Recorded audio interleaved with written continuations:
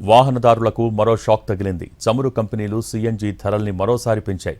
ఢిల్లీలో కిలో సీఎన్జీపై రూపాయి పెరిగింది. 2 రోజుల క్రితమే సీఎన్జీపై ₹2 పెంచాయి ఆయిల్ కంపెనీలు. తాజా ధరల పెంపు తర్వాత కిలో సీఎన్జీ ధర ₹80.09కు చేరుకుంది.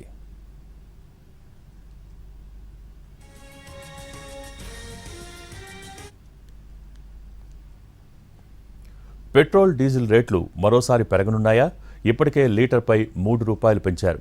అదే భారమవుతోందని అనుకుంటుంటే రానున్న రోజుల్లో ఏకంగా ₹10 వరకు రేట్లు పెరుగుతాయన్న వార్త సామాన్యుల గుండె గుబేలుమనిపిస్తోంది.